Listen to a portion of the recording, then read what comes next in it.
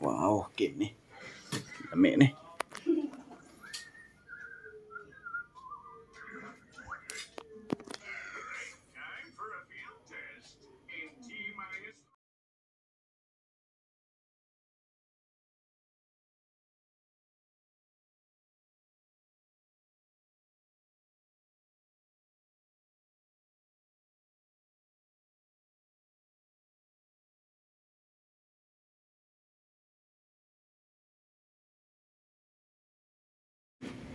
Ayan po mga kabayan yung mismong Marikina River, no? Ayan. Ito yung punong-puno ng tubig kahapon. Ngayon po, ipakita ko po sa inyo yung mga barko dyan, mga barge na tinangay ng malakas na baha kahapon. Pakita ko muna sa inyo mga kabayan yung view mismo rito. Ayan na po. Yung mismong Marikina River mga kabayan, no? Yung kanyang view sa taas. Ayan. Yung palibot nito ay lubog na lubog sa baha kagahapon. So ngayon pinuntahan natin dyan mismo sa Marikina River. Nag-live na rin tayo kaganina dyan. At ito yung palibot. Talagang kulay orange to kahapon mga kabayan.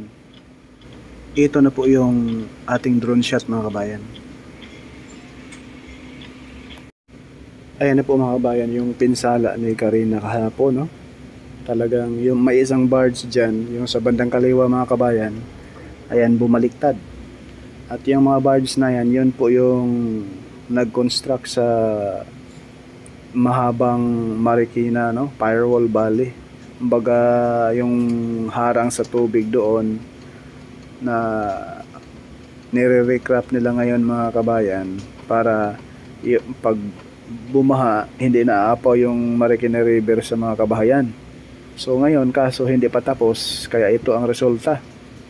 Yung mismong mga barge na mga heavy equipment nakasakay dyan, tinangay ng tubig ng baha kagahapon.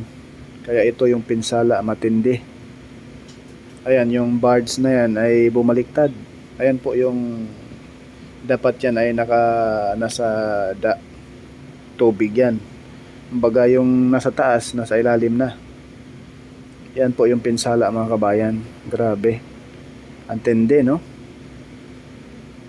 Pakiusap na po mga kabayan, wag po tayong mag-skip sa ads at paki-subscribe na rin sa ating YouTube channel. Sa iba po na hindi pa nakapag-like, share and subscribe sa ating YouTube channel.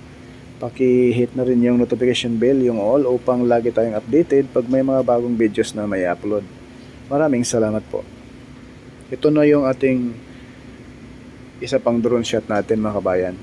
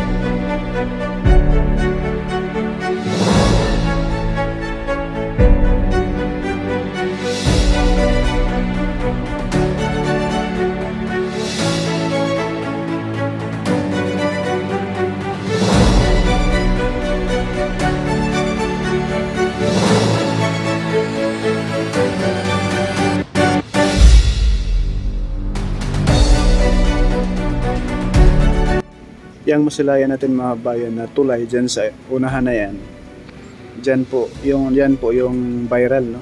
Na yan po yung mga barge na nag-construct doon sa mismong recrap dito sa kahabaan ng Marikina River, no? Na kung saan tinangay ng tubig ng baha kagahapon. So ngayon, hanggang ngayon andyan pa rin mga kabayan. Ayan po, buti na lang naharang sa tulay na yan. Pero yung tulay na yan mga kabayan, malapit-lapit na rin po yan kasi yung impact ng mga barge na yan, malalaking barge, napakalakas po yan. Pero medyo delikado na rin yung tulay na yan mga kabayan. Medyo lumambot na rin po yung poste niya, no?